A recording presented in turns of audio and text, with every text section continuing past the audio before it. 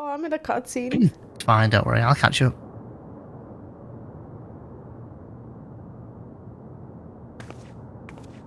Not here. Let's press on, if only a little further.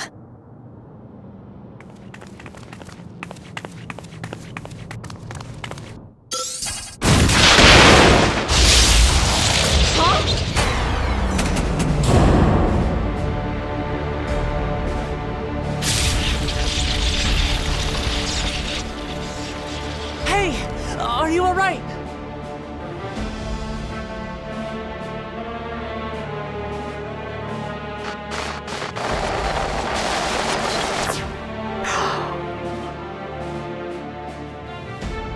So she didn't die. Vexing, but expected.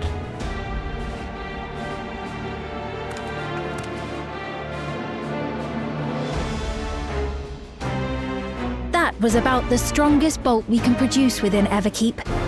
What now? We obtain more precise measurements. Narrow the range of variables to avoid unnecessary trial and error. That is the most expeditious course of action.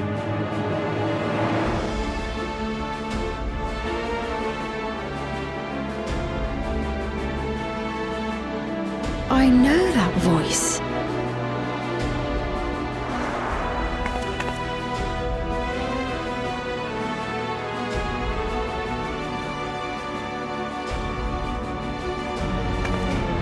You there! Yes, you! We have important business with you. So creepy. We left something in your keeping, the key to interdimensional fusion. You will kindly return it to us, yes?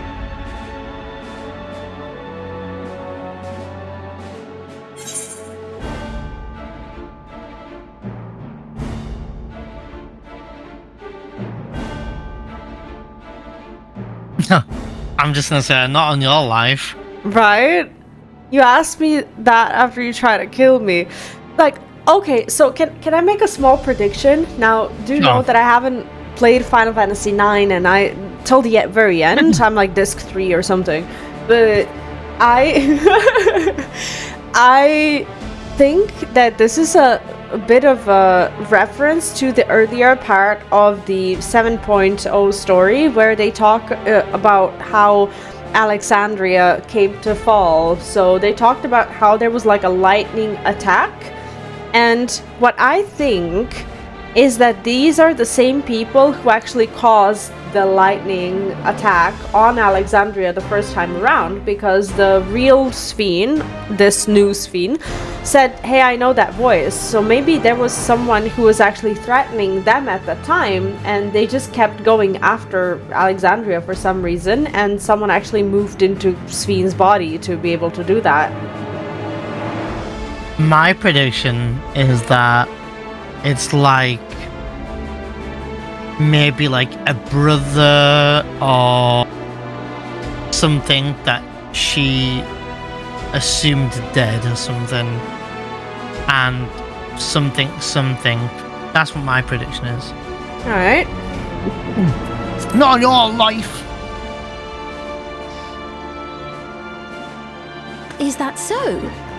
What a shame. If I had the key, I wouldn't need to be cruel and turn away so many people. Far more than 5,000 could become endless and know eternal happiness.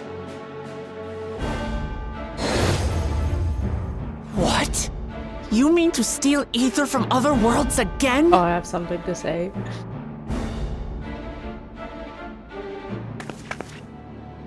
All is for the sake of his experiments.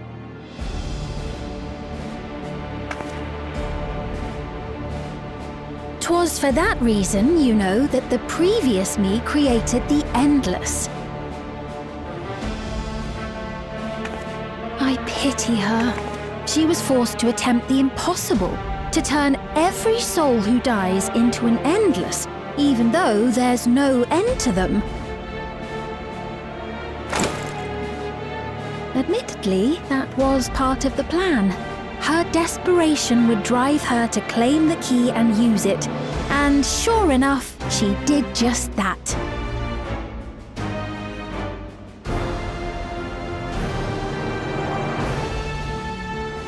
I know you had a soft spot for her, Lamachi.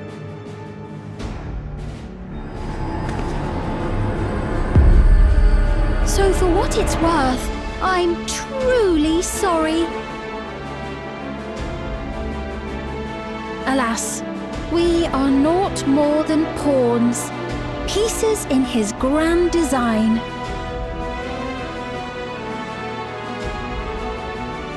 Don't you dare make light of her love for her people. Don't you dare! Strike me down if you wish. I shall be made anew.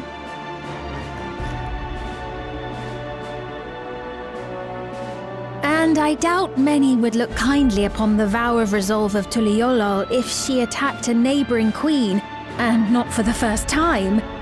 Would you be willing to accept the repercussions? Damn you!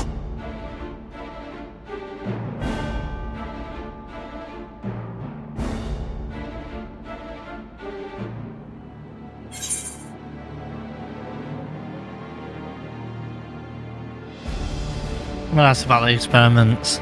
I wanted to ask the second one, but I think we'll have the same voice line because they don't normally change them.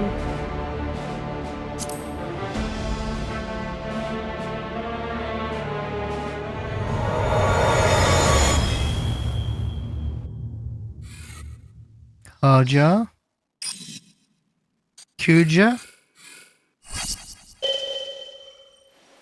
I can't say another name because you've not met them in 9 yet.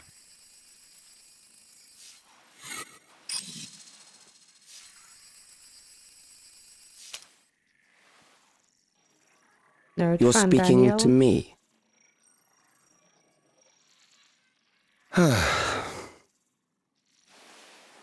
9S? Our goal is to usher in the next phase of mankind's evolution. Since time immemorial, life has used death to facilitate adaptation in an ever-changing environment. The old and infirm are weeded out, allowing the species to thrive. Generational succession. This has been our survival strategy.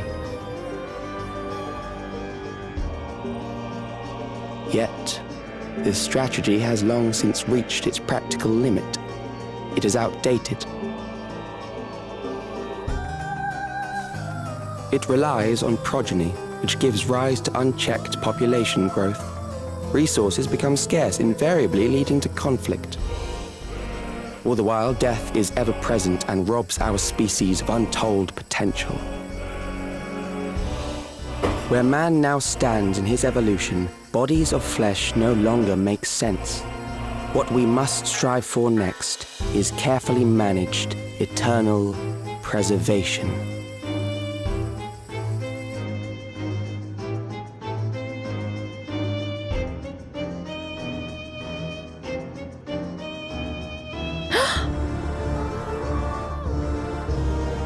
Calyx!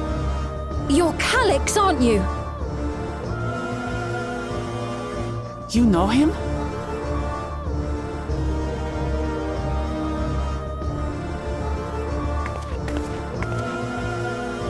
The young genius who had mastered electrope technology.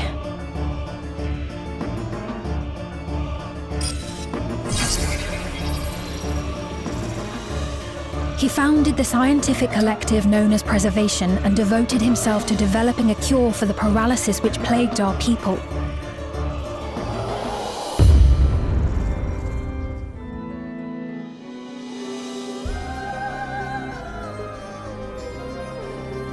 Calyx! You always had your gaze set upon the future, and I know you do now. But I beg you, do not deceive the people of Alexandria. Do not manipulate them with this imitation forged from my memories. Well, how rude. Yet, whatever you may say, I'm the one whom the people regard as queen. You may have worn the crown for a few years, but now you are no one. Just a frail, fleshy version of me that could die at any moment. The kingdom has no use for such as you.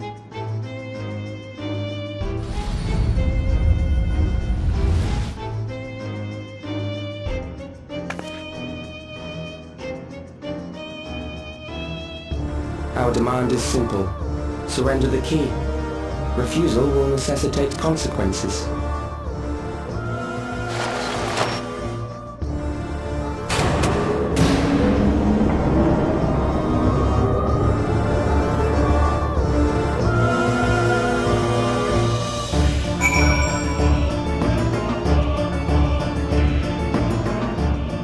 Oh shit! Well, I'm going to call it right now. That's your big bad boss. Is not this Ffxiv. We know we've dealt with Ffxiv, but this imposter Ffxiv, this endless Ffxiv, this simulant, this is just She's a ragdoll. Yeah. Yeah, just a pawn for the Calyx guy. Is Calyx someone from Final Fantasy IX? Because you reacted to it? No? Nope. I thought that maybe it's part of something. Yeah, but I can see that. Threw you off though, that's great. I love this. Honestly, I think that so far, this is probably the best cutscene that we've had. It was eerie. First of all, I have a few just objective, I hope, comments. First of all, new soundtrack. Really cool song for this entire scene. It was new, it was eerie, it was refreshing, and it was what we know about Final Fantasy XIV from, before. I think that they could have easily used that little creepy MSL song or whatever, which still would have been fine, but I'm so glad that they're making new music to reflect similar moods. I love it. Love the song. I'm always a fan of these creepy little dark characters when they're meant to be that way. And the sick boy or whatever, we still don't know what what the whole thing with the pipe in his neck is or whatever, but I think he's already a great character, and this actually has me excited for the rest of the story. So we've dealt with Ffxiv, and I think that we kind of made the wrong assumption with the simulant. It's not someone from before or whatever who moved into the body to possess it. I think it was just him creating her and basically creating some memories or whatever, and just basically she's an AI.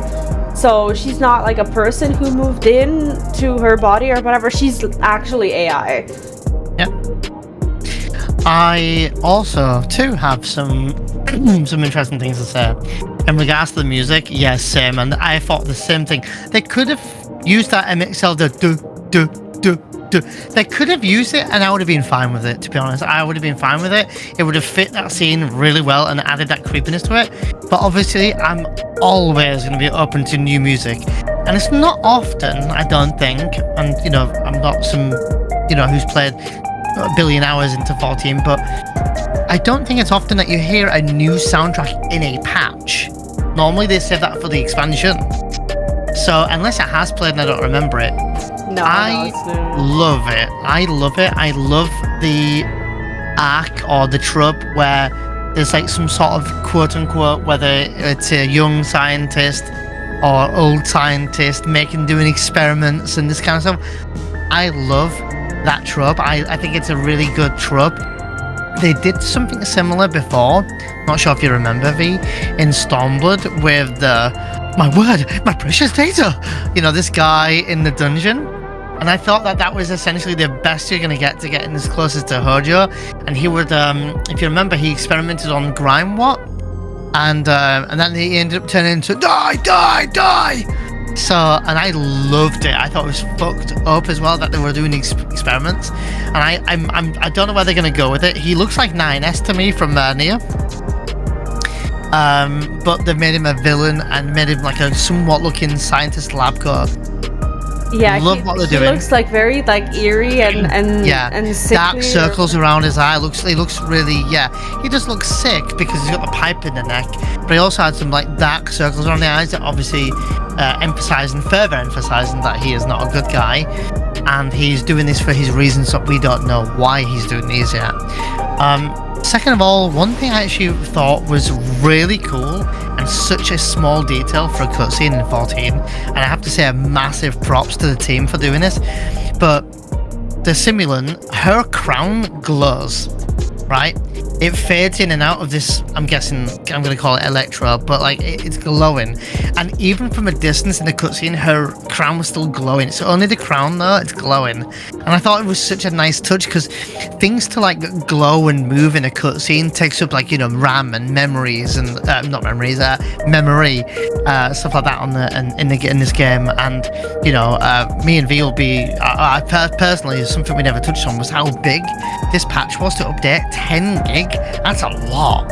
Yeah, that's true. I think that's a lot just for a patch. So I'm really impressed with the patches so far. They've come out on top at the moment more than the main story. I think the main story was slow and the pacing was odd. To summarize it, but I think the patches have these slow moments, like, you know, it was just showing around, quote unquote real Sven. But otherwise, the cutscenes are gripping and engaging so far. Yeah. I love what they did with the whole TV screen, how it just took over, you know, and blasted us, and our expression on our character was also really good. So I'm really enjoying what they're doing, and I can't wait to do the 8-man raid to see what, new mechanics we might have against it and stuff. Also, cool, I've just noticed a cool feature. Those motorbikes in the distance, if you look which way my character's facing, Vee, you can see 2 motorbike neon signs in the distance there. Oh, see them? Yeah, cool. It's kind of cool, yeah. Anyway. I also just wanted to add that I'm always impressed with how much progress they're making. And I know this is not a big deal for some games, but for Final Fantasy XIV it is, when characters are holding something. So when Sven was holding her mug like this, normally they make it so that whatever they're holding is invisible. But having another object move with like the character in the scene that's getting picked up, that's not an easy thing to do. And I think that the animation, since they're doing this as a somewhat of a new thing, I think that was a big improvement. I love I think that this Sven right now in this cutscene, what I love is that they're doing more show than tell. And this is something that I felt was lacking in the MSQ, because she made a few pauses in her speech, but her face told a story, and you didn't need the dialogue. You didn't need to tell her, "Oh, I'm creepy," you know. It's like you just like saw her, and she said, you know, she said her piece, and I think that makes her a little bit more of a powerful character, because she speaks to others through her facial expressions, and she doesn't need to say anything. And for me, for all the flaws that this AI Sven she acts like a queen, you know. She has this little queen trait. It's like, I don't have to explain myself to anyone, you know. I'm just gonna make my bitch face, and, you know. I think that's awesome. To bounce off that, I completely agree.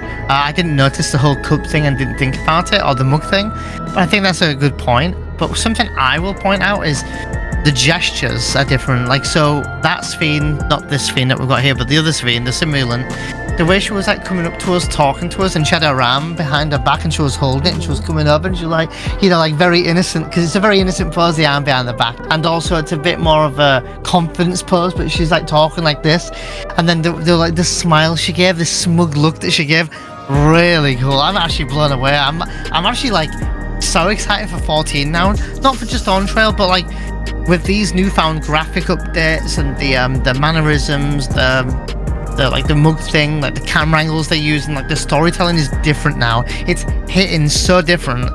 I can't imagine what the other parts of the game would have been like if they'd have done this earlier. I love this. So far, my favorite patch, and it's not even done yet. Oh, I loved 7.1. I don't know, 7.1, I don't know until this is end, and it depends on the fights and the dungeons and everything else they give, but so far, I'm loving this. Shall we? Should we continue on? Should we take a small break? Do you fancy a cup of coffee break? Sure, yeah. Is that alright with you, or? Yeah, that's fine. Yeah, let's go. Are you sure? Yeah. Okay. Alright. We're back. Anyway, after 20 minutes of foodstuffs and fresh coffee and everything ready to go, this is probably 5 seconds for you before we left. But that's fine. I need to... I need to learn how to speak properly when I record videos. It's like, why am I being so weird? We can just be like, welcome back, guys. So Spin says, but Vee just wants to decides to make it weird, yeah. She's getting the view time in, so she gets more views, Kappa. Anyway, Wuklamat says nothing at all. Oh. And then Ghoul Jar Jar says, what a cruel thing to say to Sphene. Sphene says, are you alright, Neon? Forgive me. I was once able to use healing spells, but my long slumber appears to have sapped my magical reserves. Your camera is frozen. Give me a second. I have to unfreeze you. Something is up. Your camera is frozen in general. What is happening? Hello? Hello? Hi. Hi, you're still very much frozen. What's happening? Okay, I don't know what happened. I'll see if I can fix it somehow. Yes, perfect. That will do. What? He's back. I didn't do anything, but okay. Voldemort! Okay, I didn't do anything. Back! Sorry. Okay, I didn't do anything, but okay. Sphene says, it's frustrating to be so powerless, but perhaps I must accept my newfound limitations